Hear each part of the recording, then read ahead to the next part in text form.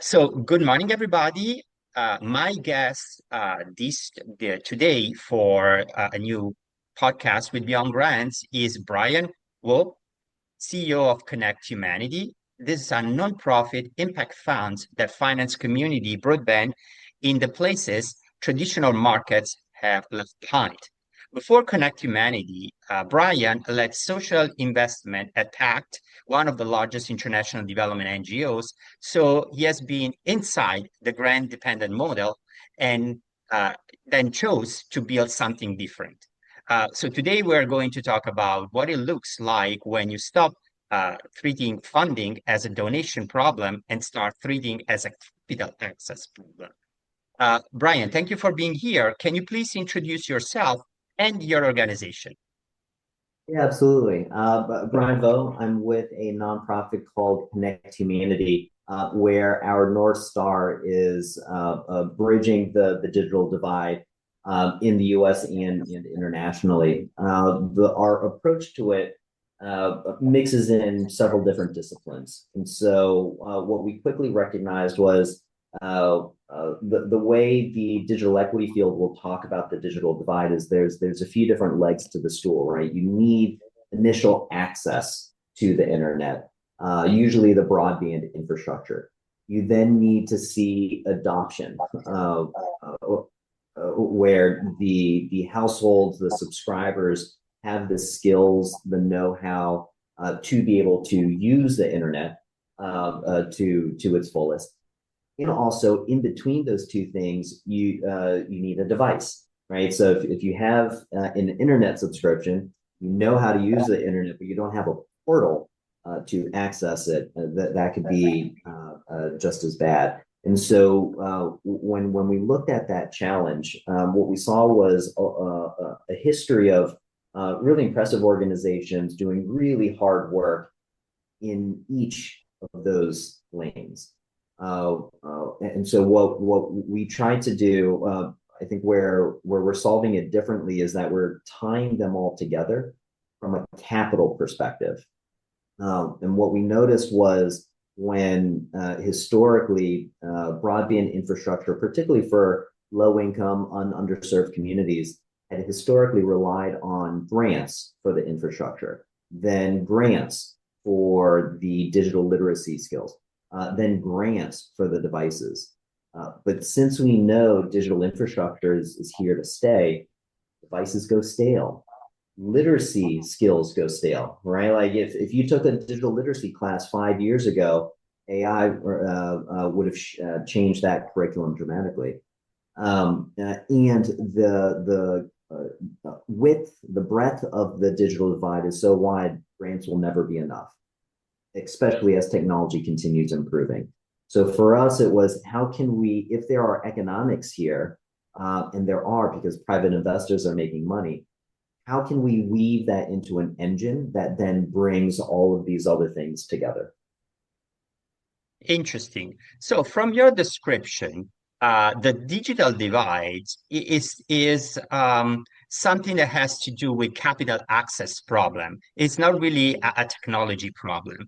Walk me through what changed your thinking. When did you realize that the development sector was fundamentally getting the capital question wrong and focusing only on grants?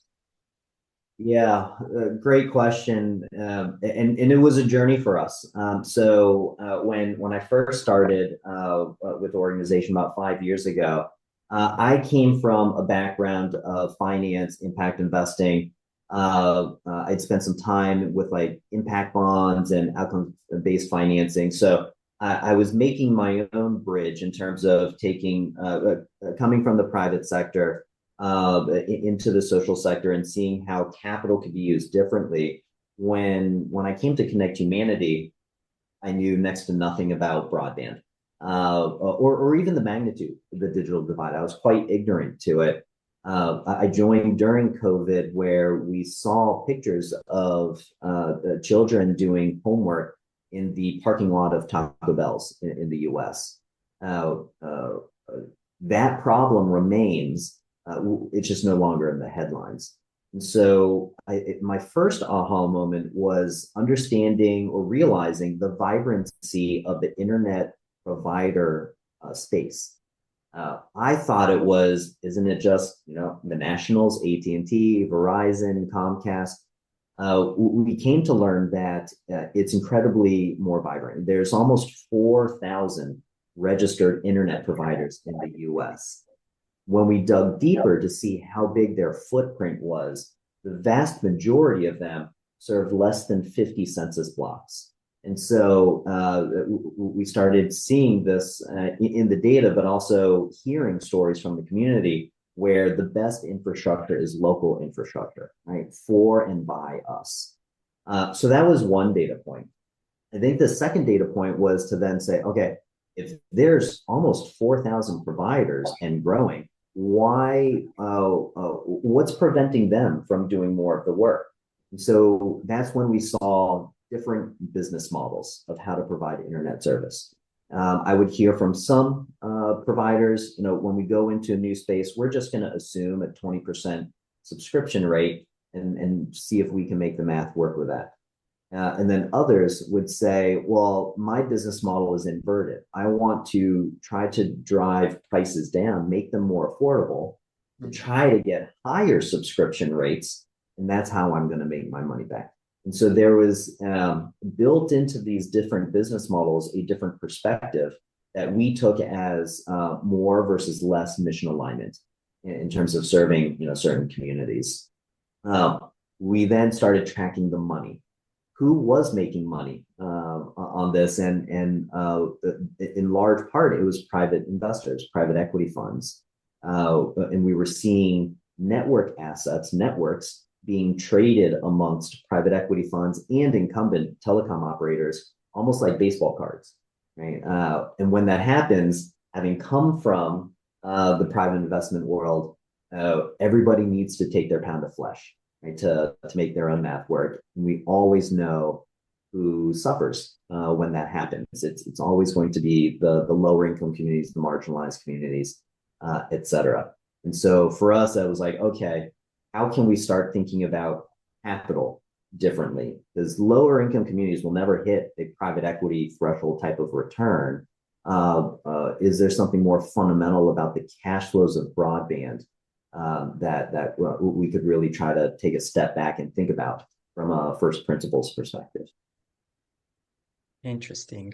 So, okay, you start talking about money. Your pilot fund deployed 3 million in catalytic capital, unlocking then 47 million more and connecting over 100,000 low-income residents, achieving a 12% gross internal rate of return.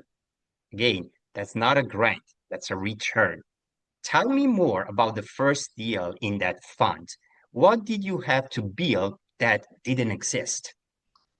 Yeah, and this continues that learning journey where we were like, okay, if private equity is going to be less relevant as a tool to connect lower income communities, what else is available?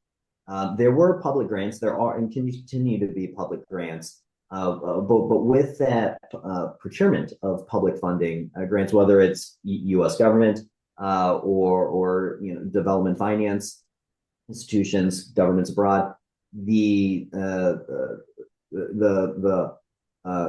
that grant money is never free money, right? And any USG contractor will know. So that there's a level of compliance and set of procurement requirements that prevent a lot of the operators that could be doing the work from applying to do that work. Then we looked in between, and it was like, I think our first, one of our early aha moments from an underwriting perspective was, what is broadband from an investor lens? Well, we keep talking about broadband as a utility these days, right? Right next to electricity and water. When folks move into a new place, sometimes they ask for broadband before they're asking for the availability of the others. And so it's a utility. One of my prior hats was in private equity infrastructure. We would consistently evaluate opportunities on the basis of does it generate utility-like cash flows? And so here is an asset that is in 2026 a utility with low churn, right? Everybody needs to stay on the internet. We have evidence now where people are willing to reduce spending on their food budgets before they don't pay their internet bill. So there's credit there. If you're deploying fiber, that's a hard asset, right? It's going into the ground or hanging on poles. So there's collateral here, hard collateral. It may not be a building where some real estate investors might be more familiar with it, but there is hard assets here. So all of a sudden it was like, wait, have we been thinking about broadband wrong, right? Because like if you have utility like cash flows, that should mean low volatility, high predictability. Why on earth would you ever use equity to finance something like that? Unless you could, right? And so for us, it was like, where is the credit here? What's preventing credit from coming? So I think that was an early aha moment for us to say, okay, we need a credit product. What's a credit product that will be more responsive to the construction risk, the operating risks, the cash flow profile, and the collateral profile of broadband infrastructure? I see. Uh, Very good. So let's talk about one of your recent publication, the Outfunding Field Guide, that I encourage people to read because it's really illuminating on how you can see things from a different perspective. So the guide maps value capture across six sectors: healthcare, workforce, housing, education, telecom, and local government, and ask why the parties capturing value aren't co-investing in sustaining the work.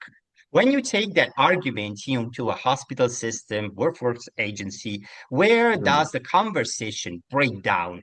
And what has to change before the framework becomes then a transaction? Yeah, thorny question. It depends so much on the sector, and even then, who's sitting across the table from you, and their perspectives, their experiences. I would generally boil it down into one of three buckets. It's either proof, procurement, or process. So on the proof side of it, if you're engaging a hospital exec, well, actually, it depends who on the hospital side, the provider side, are you engaging? Is it the exec? Is it the executive director of the value-based care center? Is it the finance team? Is it a provider themselves? And so the proof that's needed to convince that particular stakeholder depends very much on who that person is and what their role is within that hospital system. But you need to bring some level of proof. Hard to do that when a lot of this has been more either innovative thinking with limited research, or folks have generally bought into the theory of change makes sense, but then to act on that, the level of evidence required really just goes higher. The second one I would is around procurement. Like, what is that organization's procurement pathway look like? So if on the healthcare side, if you're dealing with a private hospital system, easier to contract and try something a bit more innovative. On the contracting side, they'll still need usually like RCT level types of evidence before they roll it out with their patient population. But if you're, we see that a lot of the value tends to be economic externalities. Externalities usually accrue to the government or public agencies. And so if you were to engage Medicare or Medicaid, at least in the US, it's that procurement process is more constraining. And so how do you try something new or different outside of, right? Like there's a certain compliance sandbox you have to be able to work within. And then the third one is around process in terms of how are you actually building the partnership? Like who's doing what, who's paying what money to get what back. There, the sales cycle, the lead cycle on this is just it's much longer because there's more complexity of stakeholders and the interweaving of who's doing what at what time. So, stakeholders, uh, Mhm. communities. There was a phrase, an idea that got my attention. Communities as landlords of their own infrastructure, not Mhm. tenants. So that's fundamentally different model than most development organizations operate. How do you structure a deal that so that capital comes in without taking ownership away from the community it's meant to serve? This is so in our decision to say that credit was the product we wanted to design and offer to build this infrastructure. It both made sense intellectually, analytically, from a cash flow perspective, but also in principle. We did not want to offer equity because we felt like the infrastructure should be owned by the community, if not by the principals who are putting in that effort and really doing the building. And so credit, having using credit, and then by extension structured credit, allows us a lot of flexibility to design deals, financings, where we can move, where we can develop ownership mechanisms and governance mechanisms. So I like to say our gold standard technology is fiber to the home. Then we'll back down from that depending on what local economics allow, and all the way through to wireless. Um, Same thing with ownership. So is there a way where a couple examples, in one community we helped structure a new foundation, a 501(c)(3), where the governance docs read like a co-op, and then we would lend to the foundation who could then build out the infrastructure or pay for a contractor to build it out. They're the owner, but they're then contracting out the different services, right? And so another mechanism has been sale leasebacks. In private equity, we would do this to get yield, right? Pay ourselves a big dividend. We're trying to flip the script with community-owned broadband, where oftentimes the private internet operator might own the infrastructure, but if they've borrowed heavily and are trying to make back their capex, the capital expenditures they spent to build it, could we offload that capex to the community organization, and that whether it's the foundation, co-op, local municipal government, etc. But then the internet provider leases the fiber back to provide service on top of that, right? And so, in public-private partnerships, there's concepts like DBOT, design, build, own, transfer. And so we found that credit really helps us navigate and be more creative in those structures. Our floor, if those are not available for whatever reason, is community governance. So in our loan agreements, a standard thing would be financial covenants, right? Things you can and can't do with money. The other thing that we'll provide in there is what we call digital equity covenants. And these would be things to make sure community interest is protected. So if an internet operator says they're going to provide affordable services, we're going to document that, right? We're going to say, okay, what is the price, upload, download, latency, et cetera. And a bunch of the technical things around a broadband network that communities wouldn't even know to ask for or about, but make the experience materially different. Fascinating how this concept of private equity can be then applied or worked in the field of development. That's something very interesting. I find very interesting. A thought-provoking question. Before Mhm. Connect Humanity, you led social investment at PACT, so it's an international development NGO. You have been Mhm. inside like the grant framework model. What did you see from the inside that convinced you that the system wouldn't like fix itself and you need to move to something else? Yeah, that was I really appreciated my time at PACT, and so PACT, large NGO, global development. At when I was there, was primarily had a good chunk of USAID funding.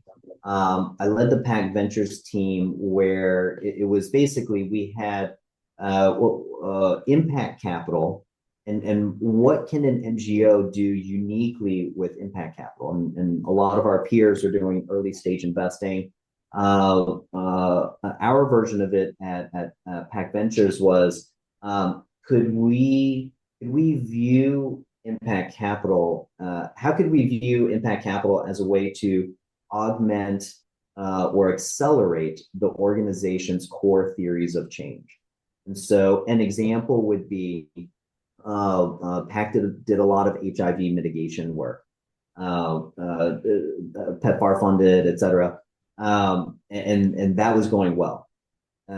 In impact investment land, if I come across a social enterprise, a social entrepreneur that has created a technology where they have a rubber stamp that they can stamp onto any piece of paper, fill out a patient's details, and then take a picture of it with a feature phone, that then automatically creates an electronic medical record that goes to the cloud. Now you can create EMRs in remote parts of sub-Saharan Africa, and you're collecting really critical data. Yes. If we wove that technology into our HIV mitigation intervention, could that help with patient loss to follow-up? Could that help with patient adherence? And so using my impact capital, could I either do an early stage investment? Could I do a JV? Could I be a customer or a early proof point for that health tech company effectively?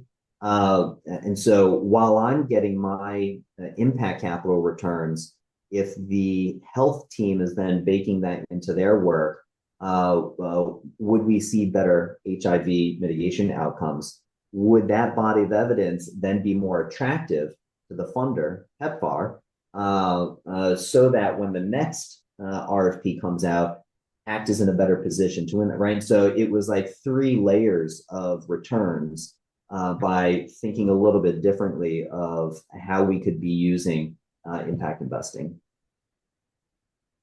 Very good. So my last question, you have built a working model in the US context. Mhm. My audience is mostly international development leaders, running organization in global health, education, water sanitation, displacement, facing the same structural funding crisis. Mhm. So what, in your opinion, translates? What doesn't? What would you like to tell those NGO professional, when they are considering a different way to fund their operation other than, grants or grants dependency? Yeah, great question. I think the tying thread from how Peg Ventures talked about it, how we see it at Connect Humanity, at least in the digital divide context, and what you'll see deeply, richly in the alt funding field guide, is this broader question of beyond the immediate outputs, outcomes that your work is creating. What happens next with those outcomes? Who benefits economically from the work that you do, whether direct benefit or from a counterfactual? You are preventing a cost that would have otherwise occurred. And so the overarching question is, does your work create economic value beyond within the broader ecosystem? Um, the framework that we highlight in the alt funding field guide to help organizations walk through that is really thinking about what we call the three capital stacks. In impact investing and a lot of what I've noticed over the years is when people say the phrase capital stack, what they inadvertently are talking about are the sources of capital. Where is the capital coming from? Who will be giving me money? But there are two other important stacks. The other stack is uses of funds. How will you be using that money? Who will be doing what? What are you paying partners to do what? How are you using that money? And then this third important capital stack is the repayments capital stack. And so where is economic value coming from? Does a hospital system benefit from better HIV mitigation? Or is it a payer, an insurer? Is it an employer? And so really thinking more critically about in the ecosystem, let's play out the rest of this theory of change.